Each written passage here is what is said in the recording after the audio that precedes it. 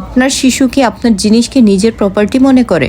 আপনাকে কিছু খেতে দেখলে সে কি অটোমেটিক্যালি মনে করে এটাতে তার অধিকার আছে, কিংবা হাত থেকে ছিনিয়ে নেয় আপনার পারমিশন ছাড়া আপনার ব্যাগ, ল্যাপটপ, ফোন ইত্যাদি পার্সোনাল জিনিস ধরে? শিশুরা ধরবেই, কিন্তু আপনি যদি এটাকে বাউন্ডারি সেট না করেন, বাধা না দেন, না শেখান যে অন্যের জিনিস পারমিশন ছাড়া ধরা ঠিক না, হোক সে বাবা মা, তাহলে এটা কিন্তু আনহেলদি প্র্যাকটিস, যার ফলে শিশুরা বাউন্ডারির কনসেপ্ট বুঝতে পারে না। শিশুকে শেখান ও যদি কারো কাছে কিছু চায় সেটা মুখে চাইতে, প্লিজ বলতে, হোক সেটা বাবা মায়ের প্লেট মানেই সে সেখান থেকে হাত দিয়ে কিছু নিয়ে নিতে পারবে না। আমার মেয়েরা সাধারণত আমাকে জিজ্ঞেস করে, মা আমার সাথে শেয়ার করবে? প্লিজ বলতে ভুলে যায়, আমি মনে করিয়ে দেই, ও রিপিট করে। কখনো যদি দাও তো, আনো তো, এই ধরনের ভাষায় কথা বলে, মনে করিয়ে দিই সুন্দর করে চাও, প্লিজ বলো। এখনো শিখছে, না শেখা অবধি শিখিয়ে যেতে হবে।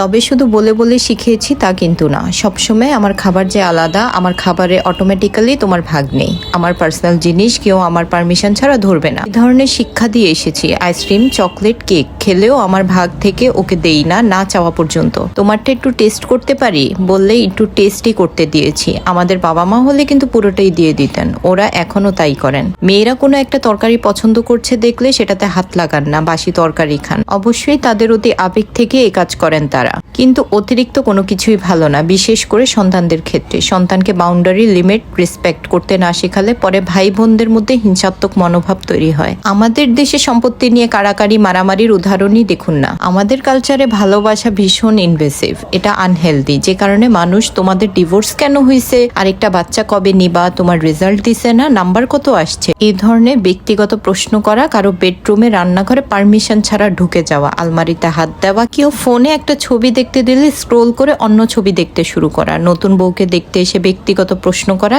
গায়ে চুলে হাত দেওয়া, কারো পারমিশন ছাড়া তার বিয়ে নিয়ে মাথা ঘামানো, তার জন্য পাত্র পাত্রী খোঁজা, ডায়াবেটিস আছে জেনেও আরে একদিন খেলে কিছু হয় না বলে জোর করে মিষ্টি খাওয়ানো, এইসব কাজকে স্বাভাবিক আন্তরিকতা মনে করে। একটা কথা মনে রাখবেন, ভালোবাসা যতই গভীর হোক, একটা হেলদি বাউন্ডারি, লিমিটেশন জ্ঞান সবার থাকা উচিত, এবং সেটা ছোটবেলা থেকেই শেখাতে হয়।